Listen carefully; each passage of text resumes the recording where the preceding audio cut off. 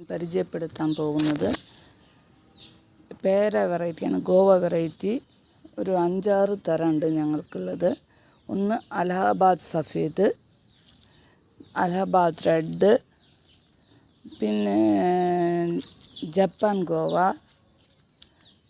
Crispy എന്ന് പറഞ്ഞിട്ടൊരു നഴ്സറിക്കാർ പറഞ്ഞ പേരാണ്.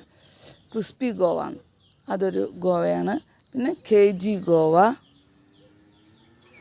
അങ്ങനെ 5-6 വെറൈറ്റി ഗോവയാണ് ഞങ്ങൾ വെച്ചുള്ളത്. ഗോവയിൽ മെയിൻ കാര്യം ചെറിയ പ്ലാന്റ് ആണെങ്കിൽ ഓരോ തണ്ടുമേ ഓരോ ഫ്രൂട്ടേ നിർത്താൻ പാടുള്ളൂ. കൊലയായിട്ട് ഫ്രൂട്ട് ഉണ്ടാകുമ്പോൾ ബാക്കിയെല്ലാം പിഞ്ചായിരിക്കും. പിന്നെ കട്ട് ചെയ്ത് കഴിഞ്ഞ് 1 ഗോവ മാത്രം നമ്മൾ നിർത്തി കഴിഞ്ഞാൽ ആ ഗോവയ്ക്ക് കറക്റ്റായിട്ട് നല്ല വലിപ്പം വരും. അത് നല്ല സൈസിൽ വരും, നല്ല ടേസ്റ്റും ഉണ്ടാവും. നിറയെ ഗോവകളുണ്ടെങ്കിൽ ഞങ്ങളെല്ലാം കട്ട് ചെയ്ത് കളഞ്ഞിട്ട് ഓരോരോ കൊമ്പുമ്പോൾ 1-2 കായ മാത്രം നമ്മൾ നിർത്താൻ പാടുള്ളൂ.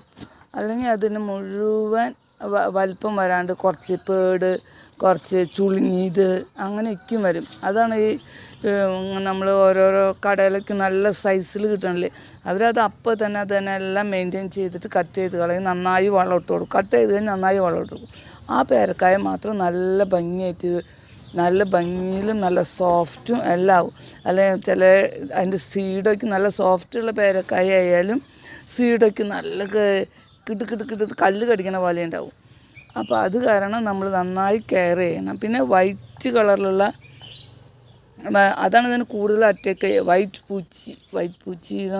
ഒരു ഇങ്ങനെ ഫ്ലൈ ചെയ്യില്ലേ പപ്പായയുടെ മേലേക്കുള്ളത്, അങ്ങനത്തെ സാധനങ്ങളൊക്കെ നന്നായി വരും. അതിന് നമ്മൾ ഈ മറ്റേ എന്താ പറയുക കാന്താരിമുളകും കഞ്ഞിവെള്ളം അതൊക്കെ ഒന്ന് നന്നായിട്ട് മിക്സ് ചെയ്തിട്ട് കുറച്ച് അടിച്ച് കഴിഞ്ഞാൽ കുറച്ചൊക്കെ ഒന്ന് കൺട്രോൾ ആവാമെന്നാണ്. അധികമൊന്നും കൺട്രോൾ ആവില്ല. നമ്മൾ ഇടയ്ക്കിടയ്ക്ക് ചെയ്തിട്ടുണ്ടെങ്കിൽ മാത്രം. പിന്നെ കുറച്ച് പുകയ്ക്കും കൊണ്ട് കഴിഞ്ഞാൽ കുറേ ഇപ്പം ഞങ്ങളിവിടെ കുറച്ചൊക്കെ പുകച്ചിട്ട് തോട്ടത്തിലേക്ക് ഇവിടെ ഇങ്ങനെ കുറച്ച് പുകച്ചിട്ട് കുറച്ച് നന്നായി പുക മുഴുവൻ കാറ്റ് ആ ഭാഗത്തേക്ക് ആകുമ്പോൾ ഞങ്ങളുടെ തോട്ടത്തിലേക്ക് ഫുള്ള് പുക വിടുമ്പോൾ എന്താവും, ഈ കുറച്ച് ഇങ്ങനത്തെ പ്രാണിയുള്ള ശല്യങ്ങളൊക്കെ നമുക്ക് നന്നായി കുറയ്ക്കാൻ